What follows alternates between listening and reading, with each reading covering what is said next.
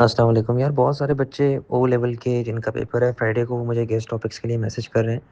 देखें, O level में guest topics बन नहीं सकते, उसके पीछे रीज़न ये है, वो 20-22 सवाल आते हैं, तो उसमें बेवकूफ़ जो भी बंदा आपको दे रहा है ना गेस्ट टॉपिक, बेवकूफ़ी बना रहा है, ठीक है। मैं इंपॉर्टेंट टॉपिक्स आपको बता देता हूँ, और इसकी भी कोई गारंटी नहीं है कि यही टेस्ट होंगे। ये मुझे फ़ील है कि यार इस तरह के क्वेश्चन जो कि कॉमनली टेस्टेड होते हैं। फर्स्ट ऑफ ऑल, आपका मार्केट इक्विलिब्रियम की डायग्राम्स आपको बहुत अच्छे से आनी चाहिए, ठीक है। उसके अलावा अच्छा, ये 6 मार्क का मुझे ऐसा लगता है कि शायद कोई क्वेश्चन आ जाए। डायग्राम का एक सवाल तो लाज़मी आता है, या तो मार्केट इक्विलिब्रियम का आएगा या पीपीसी का आएगा। पीपीसी बड़ा इंपॉर्टेंट है, ये होना चाहिए, आपको आना चाहिए।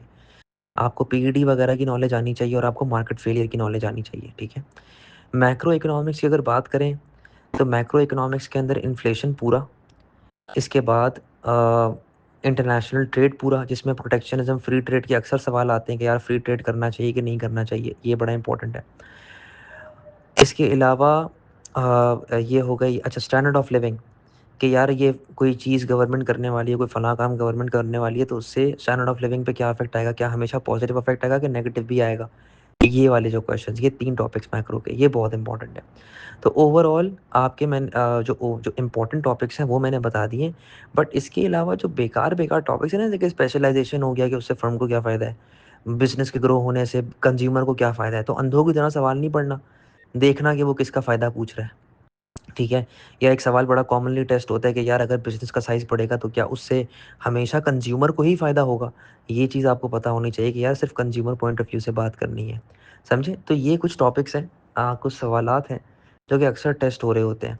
पीपीसी की डायग्राम्स टेस्ट हो जाती हैं। इसके अलावा इन्फ्लेशन का वो आपसे पूछ लेगा कि यार ये हम लोग पॉलिसी लगा रहे हैं, टैक्सेस बढ़ा रहे हैं, तो 8 मार्क में, तो बताएँ जी इससे हमारे मुल्क पे क्या इफ़ेक्ट आएगा, पॉलिसी का फ़ायदा और नुकसान आपने बताना है। ये बात याद रखना कि 8 मार्क वाले क्वेश्चन में आपने मैक्सिमम 6 पॉइंट लिखने होते हैं, मिनिमम 3 पॉइंट लिखने होते हैं, and by point I mean paragraphs, ठीक है? पैराग्राफ्स बनाना, लाइन छोड़ के पैराग्राफ्स बनाना। लाइन छोड़ दो, तुम लोग पैसे नहीं दे रहे हो एक्स्ट्रा शीट भरने के, तो उनसे जितने शीटें माँग सकते हो माँगो।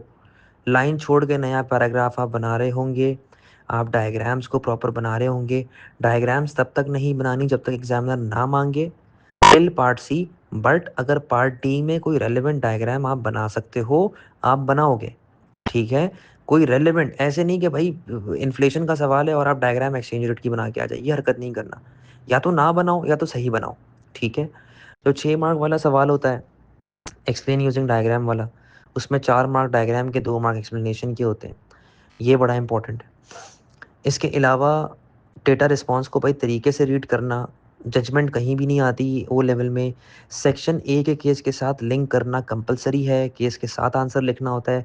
सेक्शन बी में जो ऊपर छोटा-सा केस दिया हुआ है, आप उसके साथ लिंक कर लो या अपनी मर्ज़ी से कोई एग्ज़ाम्पल दे दो, ये आप पे डिपेंड करता है, आपकी चॉइस होती है। बट सेक्शन ए में नेसेसरी होता है।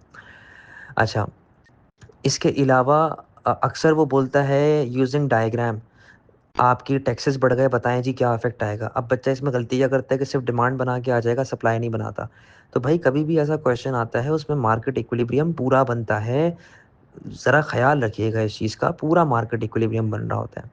बाकी वो प्रोटेक्शनिज़्म के बेनिफिट्स, ड्रॉबैक्स 8 मार्क में वो आपसे दे सकता है कि यार protectionism is always beneficial for an economy, discuss the view. ऐसा सवाल आ सकता है। तो बेटा इसको बड़े गौर से वॉइस नोट को सुनना, चीज़ों को नोट डाउन कर लेना।